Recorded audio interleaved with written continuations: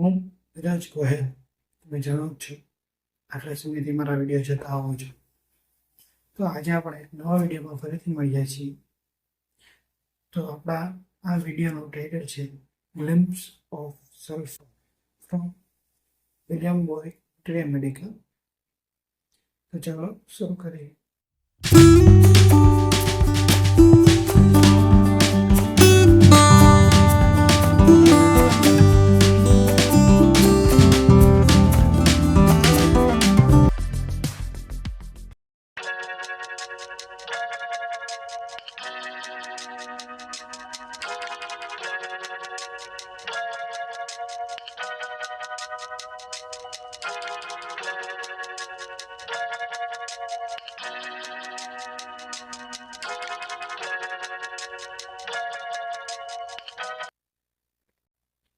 તો પહેલો ગ્લિમ્પ્સ છે વિલિયમ બોય ટ્રે મેડિકલમાંથી. inertia and relaxation of fiber, hence feebleness torque. તો આને આપણે સમજીએ. ઇનર્શિયા એટલે નિષ્ક્રિય, જડ થઈ ગયું, કામમાં નથી રહ્યું એવું, નિષ્ક્રિય થઈ ગયું. And relaxation of fibre means કે આપણા સ્નાયુ છે એ હાવ રિલેક્સ થઈ ગયા, નિષ્ક્રિય થઈ ગયા. એના લીધે આપણને ઢીલું ઢીલું લાગે, આમ કંઈ કરવાનું મન ન થાય, એમને પડ્યું રહેવું લાગે છે. એને કહેવાય રિલેક્સેશન, નિષ્ક્રિય ફાઈબર થઈ ગયા હોય. હેન્સ તેથી મતલબ કે જે આપણા મસલ રિલેક્સ થઈ ગયા, હાવ નિષ્ક્રિય થઈ ગયા, એના લીધે ફીબલનેસ ઓફ ટોન, હાવ ઢીલું શરીર થઈ ગયું. અને એટલે જ હાવ ઢીલા શરીર થઈ ગયાથી સલ્ફર પેશન્ટમાં સ્ટૂપ ડિસઓર્ડર થઈ જાય છે. એટલે કે આગળ ઝૂકેલો વ્યક્તિ આખો પાછળ બેકમાંથી બેન્ડ થઈ જાય થોડોક આગળ, એને સ્ટૂપ ડિસઓર્ડર કહેવાય. જેનો વિડીયો તમે ફોટો તમે સ્ક્રીન ઉપર જોઈ શકો છો. સ્ટૂપ ડિસઓર્ડર થોડાક આગળ નમી ગયા. શું કામ? કારણ કે આખું શરીર ઢીલું થઈ ગયું, શરીર આગળ થોડુંક નમી જશે. સ્ટૂપ ડિસઓર્ડર સલ્ફરનું કેરેક્ટરિસ્ટિક છે, તમને ખબર જ છે. આપણે તો ખાલી ગ્લિમ્સ છે. અને એટલે જ શરીર ઢીલું થઈ ગયું, એટલે જ standing is the worst position.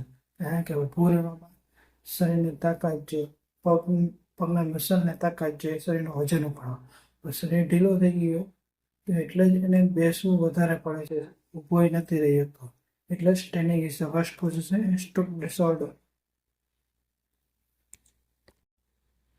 તો બીજું ગ્લિમ્સ છે ઇબ્યુલેશન ઓફ હીટ. ઇબ્યુલેશન એટલે ઉછાળો. તમે જાણો છો કે સલ્ફર એક બહુ જ ગરમ તત્વ છે, માટે જ જ્યારે પેશન્ટમાં સલ્ફર તત્વ વધી જશે, જેનાથી પછી ડુંગળી, લસણ એ બધી ઓવર ખાવાથી, નોર્મલ ખાવાથી ન હતો, ઓવર ખાવાથી સલ્ફરવાળી વસ્તુ, એનાથી સલ્ફર પેશન્ટ વધારે ડેવલપ થઈ શકે અથવા એની કમ્પ્લેન વધારે થાય. એના લીધે એબ્યુલેશન ઓફ હીટ આવશે. એબ્યુલેશન ઓફ હીટ એટલે ઉછાળો થવો, હીટનો ગરમી વધવી શરીરમાં. શરીરમાં ગરમી વધશે તો આ તમને ખબર છે કે આપણું પાચન તંત્ર ગરમી ઉપર આવે છે. શરીરના બ્લડની ગરમીથી પાચન તંત્ર આવે છે. શરીરમાં ગરમી વધી, આપણે જેટલું ખાસી તરત ડાયજેસ્ટ થવા મળશે ગરમીના લીધે. એટલે તરત ફટાફટ ભૂખ લાગવા મળશે અને ભૂખ વધારે પડતી લાગશે. એટલે સલ્ફરમાં છે કે ખાઈએ વધારે તો એનું શરીર વધતું નથી. શું કામ? કારણ કે ડાયજેસ્ટ બધી થઈ જાય, પણ એનું જે એનર્જી મળી જાય, એનર્જી એટલી મળતી નથી, બધી નીકળી જાય. એટલે ખાઈ શકું તોય પેશન્ટ વીક થઈને પતળો ખાઈ શકું તોય, કારણ કે એની ગરમી વધારે, ગરમીમાં નીચે બે ઓગળી જાય.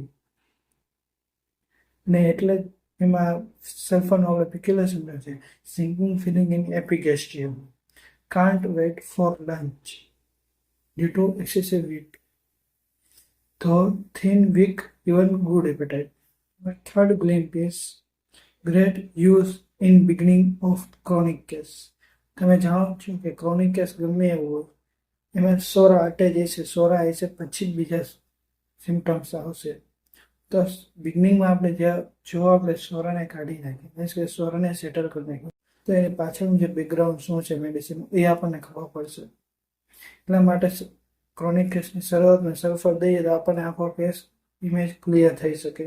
એટલે જ કીધું છે great use in beginning of chronic case and finishing of acute case. ગમે એવો એક્યુટ કેસ તાવ હોય ગમે તમે એક્યુટ મેડિસિન લીધી પણ પછી વારંવાર રિપ્લેસ ન થાય એને કન્ડિશન એક્યુટમાં એના માટે એની માયા જે બેકગ્રાઉન્ડમાં સોરા છે એને કાઢવું પડે એટલે સોરાને કાઢવા માટે સલ્ફરનો એક ડોઝ જરૂરી છે માટે કીધું છે in finishing of acute case chronic કેસની શરૂઆતમાં અને એક્યુટ કેસની અંતમાં સલ્ફર દેવી જરૂરી છે અને એમાં બહુ વધારે ઉપયોગ થાય છે સલ્ફરનો કારણ કે કેસને હરખી રીતે બેલેન્સ કરે તો હવે ફિફ્થ ગ્લેમ્પ ઇઝ બ્લેફાઇટિસ. બ્લેફાઇટિસ મીન આંખની ઉપરના ભાગમાં અથવા તો સાઈડમાં ધોવા રેડ કલરનું સ્વેલિંગ આવી જાય અને બ્લેફાઇટિસ કહેવાય લાલ કલરનું આરે બળતરાય થાય અને થોડું થોડું દુખે રિકરન્ટ બ્લેફાઇટિસની સમસ્યા હોય અને બહુ જ હેરાન કરતો હોય તો એમાં આપણે સલ્ફર દઈ એની રિકરન્સી પણ કાઢી શકીએ અને આપણે એને પરફેક્ટલી ક્યોર પણ આપી શકીએ બ્લેફાઇટિસ. તો હવે સાથોસાથ આપણે નેક્સ્ટ ગ્લેમ્સ લઈએ કોર્નિયલ અલ્સરેશન આંખની કીકીમાં સફેદ ડાઘ. તમે જોયું છે મોઢાનો તમને અલ્સર થાય ત્યાં તમે અલ્સરમાં પહેલાં લાલ લાલ જશે પછી આંખું સફેદ થઈ જશે બેઝ એ જ રીતે જે આંખમાં અલ્સરેશન ચાલુ થતા ત્યાં પહેલાં આંખ લાલ થવાનું ચાલુ થશે પછી આંખની કીકીમાં અંદર સફેદ ડાઘા થઈ જાય એને કહેવાય કોર્નિયલ અલ્સરેશન. તો એવા સફેદ ડાઘાને કાઢવા પણ સલ્ફર પરફેક્ટલી ક્યોર કરી શકે એવા સફેદ ડાઘાને આંખની અંદર. So our next glimpse is wheezing and deafness from exceedingly sensitive hearing. અચાનક કોઈ પણ તેજ અવાજ આવી ગયો ઘણા ટાઈમ સુધી ફૂલ હાઈ મ્યુઝિક સાંભળી લીધું હેડફોન હતો હિસ્ટ્રીમાં તો એના લીધે જ્યારે કાનમાં હવાક આવે કાનમાં વિઝિંગ અવાજ આવવા અને કાન ઘડી કેમ લાગે આખું સંભળાવવાનું બંધ થઈ ગયું થોડીક વાર હતો એને કહેવાય એક્સિડિંગલી deafness due to exceedingly hearing of music. Next glimpse is drinks much, eat little. તમે ઘણા વ્યક્તિને અથવા ઘણા છોકરા જોઈએ છે ખાય ઓછું કેટલું પી જાય નાસ્તો કરતા હશે તો ખાય ઓછું પાણી કેટલું પી જાય ડ્રિંક કેટલું કરી જાય અથવા તો સોડા કેટલું પી જાય છાશ કેટલું પી જાય ખાવા કરતો તો અને એનાથી પાણી ભરેલું પાણી તો સોડા લિક્વિડથી પેટ ભરાય જાય એટલે ડ્રિંક્સ મચ ઇટ લિટલ અને એના લીધે ફટાફટ લાગશે એટલે જ ફ્રીક્વન્ટ મિક્ચુરેશન ઓફ કલરલેસ યુરિન કારણ કે લિક્વિડ જાણે પીધું એટલે સરખી રીતના ફિલ્ટ્રેશન થઈ કલરલેસ યુરિન પાસ થશે અને ઘડીએ ઘડી થશે કારણ કે પાણી વધારે પીધું હોય અને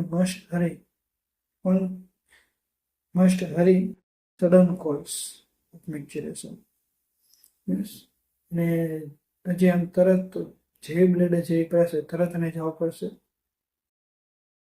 એ રાતમાં વધારે થશે આ છે ડાયાબિટીસનું સિમ્ટમ આવે છે ડાયાબિટીસ વાળે રાતે નથી વધારે ઘડી ઘડી જવું પડે ડાયાબિટીસમાં વધારે જવા મળે છે અને સલ્ફર એને પરફેક્ટલી બેલેન્સ કરી શકે. Next glimpse is red spot on the chest. તમે જોઈએ છે કેટલા પેશન્ટ કેટલા વાહન છાતી પર લાલ લાલ ડાઘા થઈ જાય નાના નાના ફોડકા જેવા થઈ જાય નાના નાના સ્પોટ થઈ જાય આખી છાતી પર ડાઘા થઈ જાય વાહમાં થાય છાતીમાં થાય હાથમાં થાય તો એને આપણે સલ્ફરથી કાઢી પણ શકીએ સ્કિન ક્લિયર પણ કરી શકીએ છીએ. તમે એનો ફોટો મારા સ્ક્રીન પર જોઈ શકો છો. Red spot on the chest halos around lamp light spread veins in means આપણે જ્યાં જોઈએ છીએ ત્યારે હાથથી કોઈ પણ પ્રકાશ આખો સ્પ્રેડ થઈ જશે ફેલાઈ જશે નાની એવી ટ્યુબલાઇટ હશે નાની એવી લેમ્પ હશે એને જે પ્રકાશ આવશે આખો આપણે આંખમાં જઈને આખો ફેલાઈ જાય.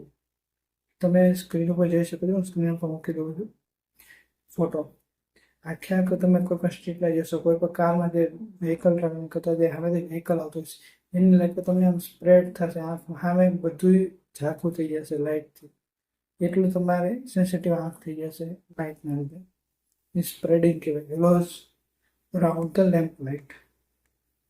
તો સલ્ફર છે એ આ કન્ડિશનને પરફેક્ટલી ક્યોર કરી શકે છે. Our final glimpse is freckles.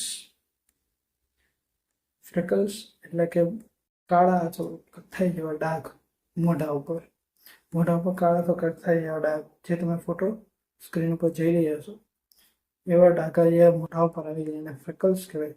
એને પણ આપણે સ્કિન પણ આપણે ક્યોર કરી શકીએ મોઢાની, ખાલી સલ્ફર એકના યુઝથી.